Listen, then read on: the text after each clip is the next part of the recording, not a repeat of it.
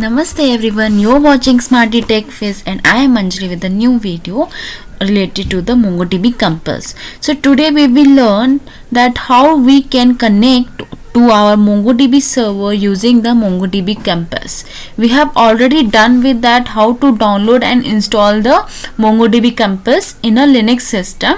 So with one more step we will see today that how to connect to our MongoDB servers. In this part I will be completing that how to connect to a localhost system.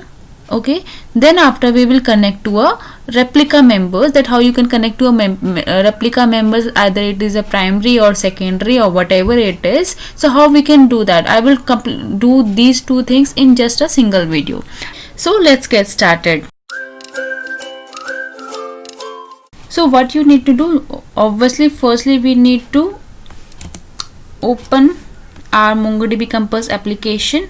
So I will start it, and when it will get open, you just firstly we will check that how to connect to my localhost system MongoDB server. As I need to show you that my MongoDB server is actually a replica set member itself, that is the localhost system is already a replica member. So don't go with that, just see that how to connect with that.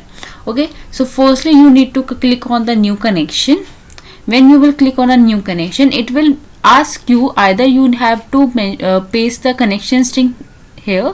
This is the connection string. This will be the same connection string if you are using in your application.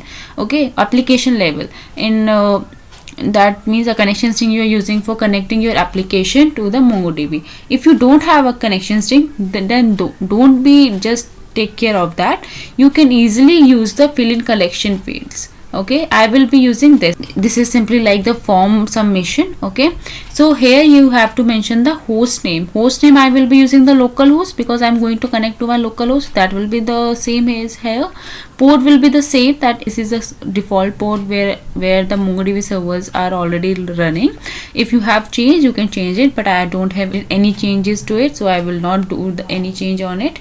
So this will be the port, and this is, you can just skip it for now. If you have authentication, if you don't have any authentication on your MongoDB servers, you can skip it too, but I have a MongoDB authentication enabled on my local system, so I will go with none. And I have this type of authentication. This is a SCRM SHA 256 authentication. If you don't know what type of authentication you have, you can either use the username and password, but I know that I am using the SCRM because I am using the 4.0 version of the MongoDB. So that is this mechanism is supported by the 4.0 and above. Okay, so now here you have to mention your username. I have a username as Anjali M, and the password you need to mention whatever the password you have, just mention it here.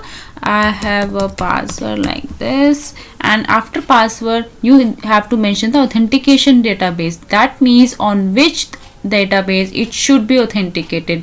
I am authenticated directly to my admin. Maybe your users are connecting to your particular database, any database ABC XYZ, whatever the database you have, you try to connect with that. I have an admin database to be authenticated, so I will authenticate as a authentication database as a admin and connect using this. And you can see that my database are visible here now, and even I will show you here that, okay, because I'm not authenticated here, so let me authenticate. UZDB.auth Anjali M, this is a user and this is a password. Okay, now these are the database which are present here, and these are the database which are present here. There are many number of options available here, that is performance. We can do number of things using this tool. We will see in different part. I am just here for that how to connect with the MongoDB servers using the MongoDB Compass. So this is how we use our MongoDB Compass to the local host, and if you have authentication enabled on it or not enabled the authentication, you can do it. So I think you know it well that how we can connect to the local system. Now let's start connecting to our replica set members. And one more thing, if you don't have a replica set member and if you don't have a local host system, you maybe have a single standalone MongoDB server. In that case, you just need to mention the IP address here or your host name here instead of the local host and just perform the same steps. Okay, that will help you to connect to your MongoDB. Now let's connect to the replica set members. Okay, again I'll just use to connect to. Just wait for a moment. So now I just wanted to show you that this is the IP related to my primary MongoDB server. Okay, this is a primary one. This, if you will connect to, let's see this one first. This is the localhost which we have connected earlier, and after connection it will automatically give you the connection string and you can even edit it too, but I don't want to edit, so just skip it to the primary one. But if you want to connect to a replica set member of your let's say for the primary member, so how you will connect that? Then do the same steps, fill in the connection fields, mention the IP here, mention the port here, and use the authentication. As I don't have this type of authentication mechanism on my replica set members, so I'm just using, or any of these, so I'm just using the username and password. So here is the username and here is the password and here is the authentication database, and you can see that there is a more option. I will tell you later that what are these options that will help you in while connected to the secondary database, and I will tell you what these actually mean. So we just skip it for now, and this is how you can connect to the single replica set member. What I mean to say, let's say you have a replica set member of let's say you have a replica set of 3 members and I'm just connecting to the primary one. Okay, I have a preference for the primary only, so I don't need to mention any replica set name, any read preference, anything else. It is just automatically trying to connect to the primary one. So just mention the details here and just click connect. So you can see that it is able to connect to the primary database. Here the details are present, host, cluster, that is a primary, and it is able to connect. Okay, it is able to connect. So that means we are able to connect to our primary member. But what if you want to connect to the secondary, because due to some workload, or you want to mention that you should have a read preference from the secondary, because due to the workload primary may not be able to take so much of reading queries, and that will affect your application. Okay, in that case you must try to connect with the secondary. So how you will connect to the secondary, or how you will connect to the whole replica set, and how you can mention the the read preference should be the secondary or secondary should be preferred. Okay, that how we can do that. So just this is how we connected using how we connected to the primary, and let's get to the next step. Okay, so this is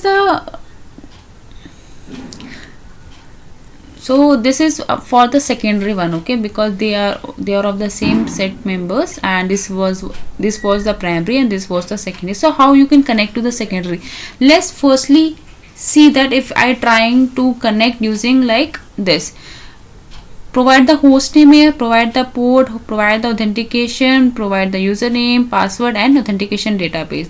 Now go to the more option, and here let's make it defaulted here, whatever you want, whatever the connections we have for the 75, let's make it the same as for the 249 and make it as a primary, because we have the same connection for the 75. But if you will try to connect it using these options, it will not allow you to connect.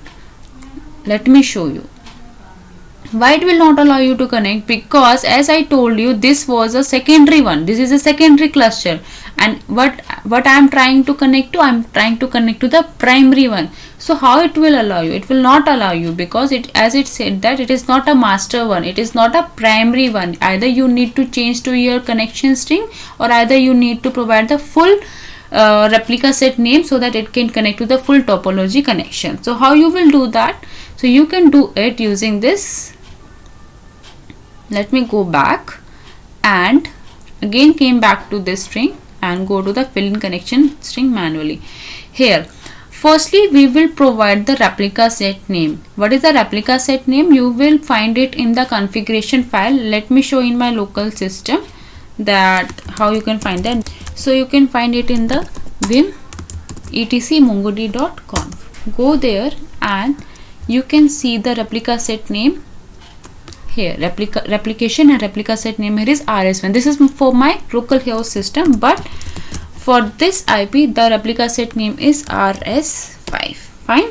And now after providing the replica set name, you have to mention the read preference. Why I want to mention the read preference? Because for connecting to the secondary, our main motive is that all the queries, especially the find queries, for the read queries, it should be go to the secondary replica. That is why we only created the replica set, because the write operation is going to the primary and read operation should go to the secondary one. However, primary can take the read operations too, but I don't want to let the primary to take the read queries too. Okay, so that's why I have to mention the secondary or secondary preferred. If you want strictly that all the queries, all the find queries, read queries should go to the secondary, you can use the secondary.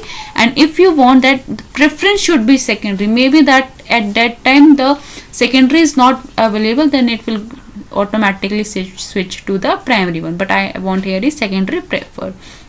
You can skip this, and now try to connect. When you will try to connect using this string, you will be able to connect, and you can see that it is automatically taking all the three replica members that I have in this cluster, and this is already saying the replica set its name is RS5. We have 3 nodes, and it is taking all the database which are available in that database, that cluster, and that means we are able to connect to a replica set member, and that is how you can connect to the replica set. Okay, so I hope this video clear it out that how you can connect to the standalone server or to the localhost system or to the replica set members. So this is all about today's topic. We will see some other options of the MongoDB Compass in the other next few parts. Till then, stay tuned. Thank you everyone and take care. Bye bye.